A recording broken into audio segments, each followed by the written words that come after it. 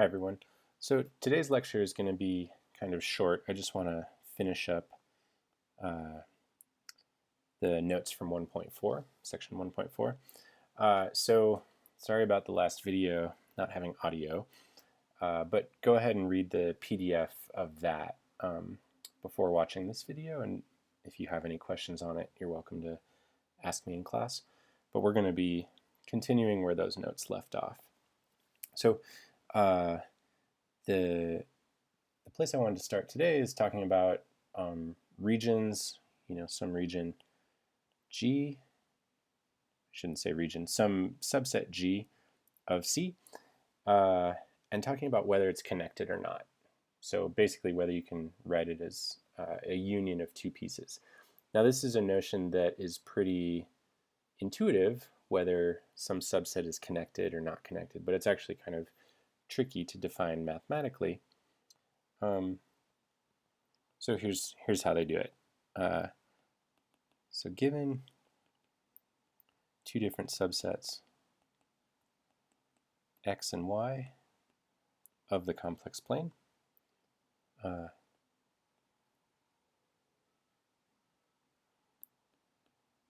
we say that they are separated if I can find disjoint open sets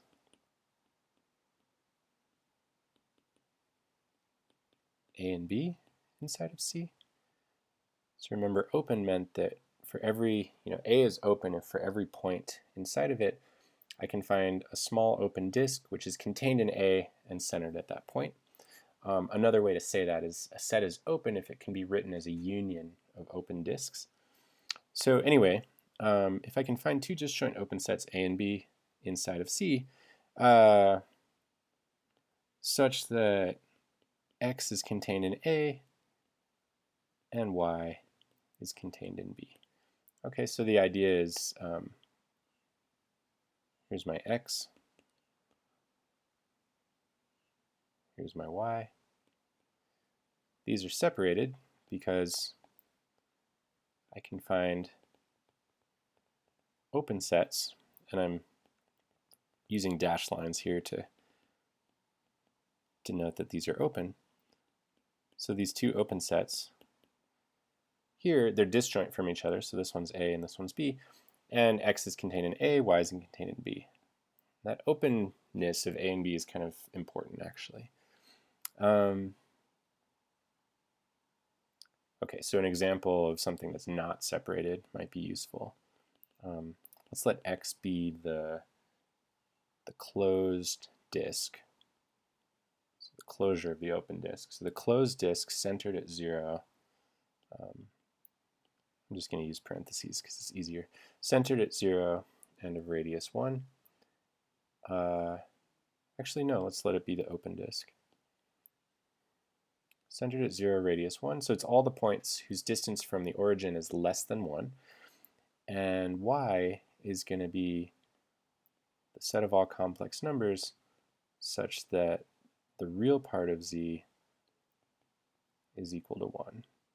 In other words, it's all x plus iy such that x equals 1, right? So what does this look like? Now these sets are disjoint, actually. You can check that.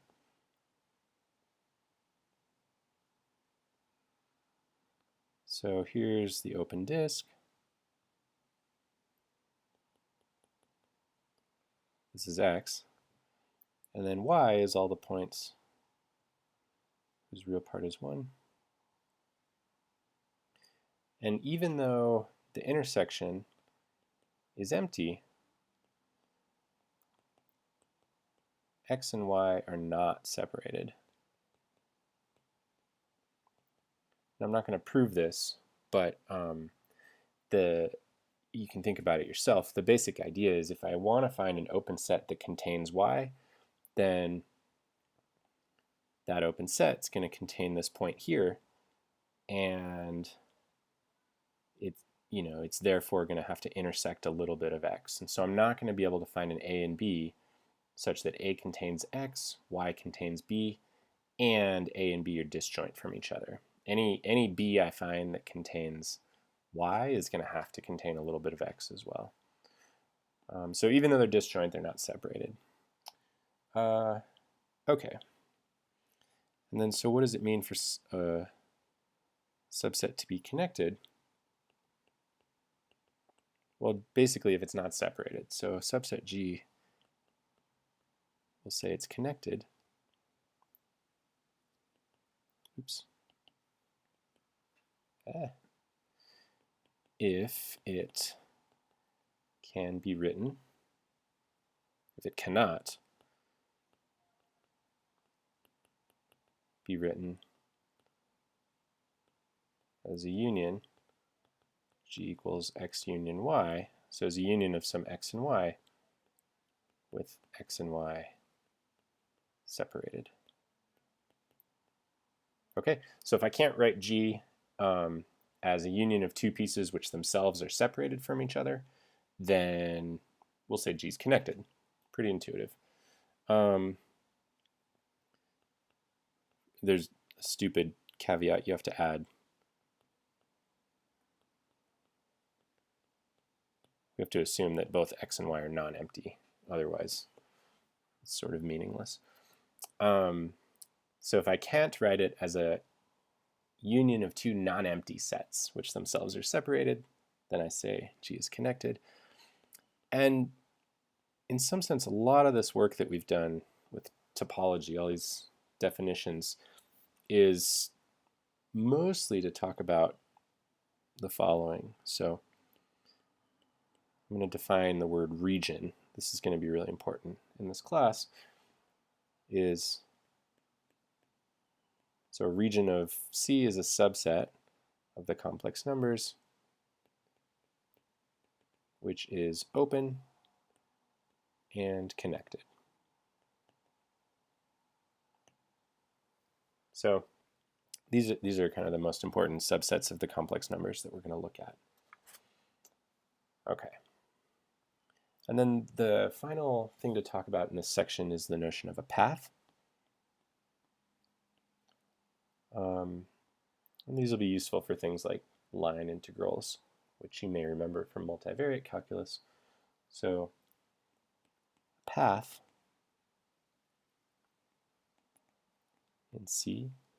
So I want to think of, the intuitive idea is I've got C, I want a path to just be some curve connecting 2 points, right? So how do I draw a curve in C? Well, I use a function. So a path in C is a function gamma from the interval to C. And for this to be meaningful in any way, I probably want it to be continuous. So that's our definition of a path. And so notice, it's going from the interval, so maybe the inputs are thinking of it as time. And it's going to C, and that means that there's a real value and there's a real part and imaginary part for every time. So the way I can write this gamma is it's some u of t plus I times v of t, where u and v are sort of the x and y coordinates of this path, right? So the u and v are just real valued functions. And you might wonder, what do I mean by continuous for a function into C? I just mean that u and v are continuous. So gamma is continuous, just means that u and v are continuous functions. Okay, so another way to say it is that the limit as t goes to some t naught, just reminding you the definition of continuity of gamma. So where is this path approaching as t gets closer and closer to t naught? Well, it better be approaching whatever the value of gamma is at t naught. Okay, and so if that's true for all t in the interval, So for all t in the interval from a to b. That's what continuous means. Okay. So this is actually a notion from multivariate calculus. You know, we had paths from the interval to R2, and if you identify C with R2, this is just the same definition.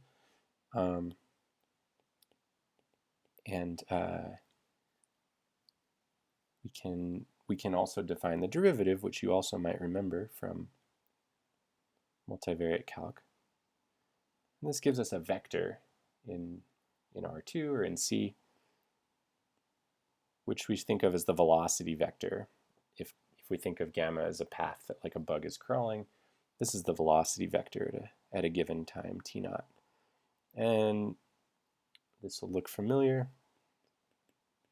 It's the difference between gamma of t and gamma of t naught divided by the change in time, t to t naught, and I take the limit as t gets closer and closer to t naught. Okay, and so if I have some t naught here, maybe this is gamma of a, this is gamma of b, so I'm kind of going in this direction.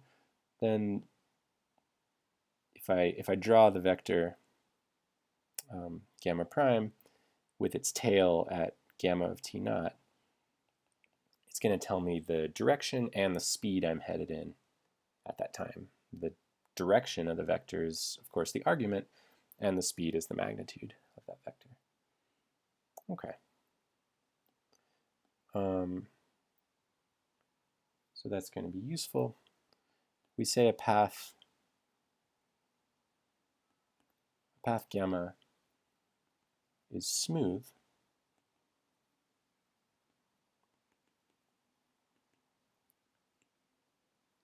if its derivative, gamma prime of t naught, first it has to be defined, so this limit has to exist.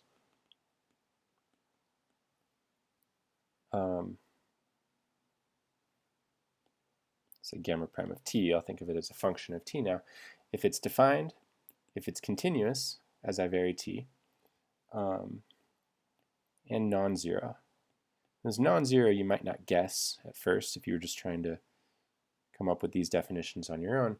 But if you think about it, if this derivative is 0, it means you've stopped at a certain point. Your velocity vector is 0, right? And so that is a situation where you're traveling, you stop. Oops. Traveling, and you stop. And then you could change direction. And so if the derivative is 0, that's a place where your path might have kind of an angle attached to it. And so you're not necessarily going to have a nice smooth curve when you graph that path. And that's why we have this requirement here. Okay. And then we're going to care about sort of the most basic paths, which are the ones that don't cross each other. So let's give that a name. A path gamma is what's called simple if it doesn't cross itself, which another way to say that is if it is one-to-one as a function. So there's no two times where you're in the two different times a and b, or in the interval a and b where you're in the same point of c. Except we may want to look at like loops, which are paths where you start and end at the same point. So except we will allow gamma of a equals gamma of b. But if other than that, the function is injective, one-to-one, then we call the path simple. If we do have gamma of a equals gamma of b, then we've ended up right where we started, so we'll call this a loop.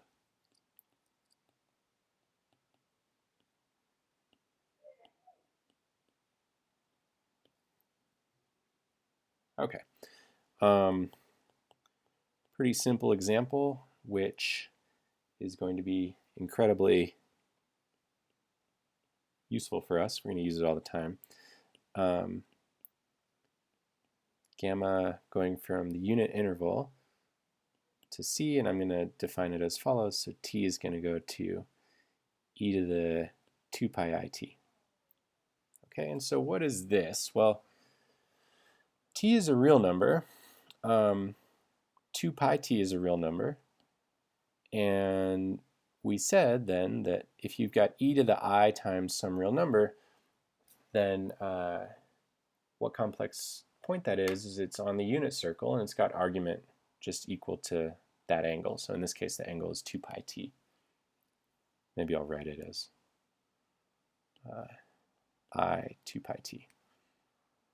Okay, and so this path at t equals 0, I get e to the I times 0, which is e to the 0, which is just 1. And as t increases, this increases. And that's just the argument of my complex number. So at time 1/4, I'm at pi over 2.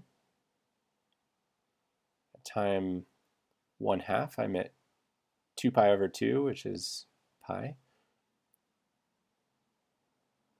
So this is gamma 1/2. This is gamma of 0. And I just keep going around. At time 1, I'm at argument 2 pi, which is the same as argument 0. So this is also gamma of 1. And so this is a way of drawing the unit circle really simply. And I mean, another way to see this is you know from before that this is equal to the cosine 2 pi t plus I times sine 2 pi t, if you want to write it in terms of its real and imaginary part. And this parameterization, this curve, this path should look familiar to you from multivariate calc. Okay. As you might imagine, we can use paths to talk about whether a subset of the complex numbers are connected. And the idea being that you should think of something as connected if I can connect any 2 points inside of that region, inside of that subset. So let me start with a definition. Subset G in C is called path connected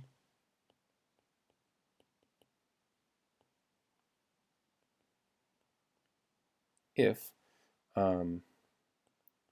for any 2 complex numbers in G, so any Z and W inside of G, there exists a path gamma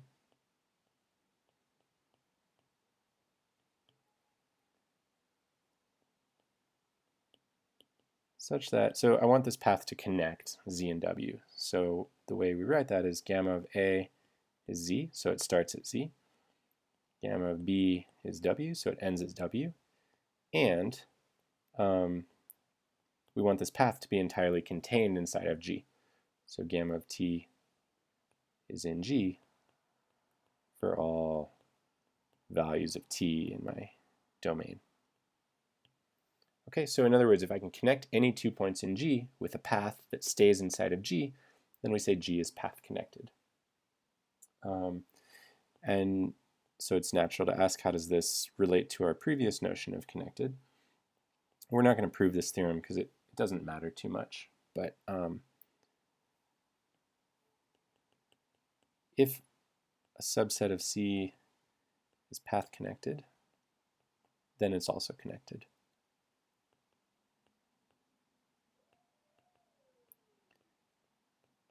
And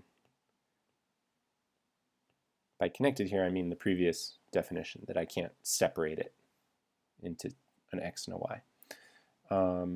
The other direction, however, is not true.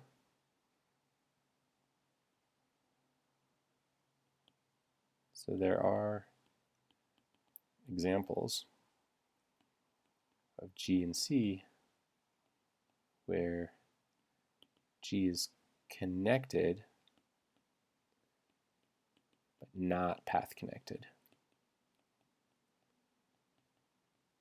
And I'm not going to dwell on this because it's not too important for us, but just want to let you know that strange things can happen. But the exception to that is if G has another nice property, which is that if it's open. So if G is open, then if it is connected, it is path connected. So for open subsets, being connected and being path connected are the same. All right, I think I'll stop there. And if you have any questions about any of this or the notes from Monday, please just let me know.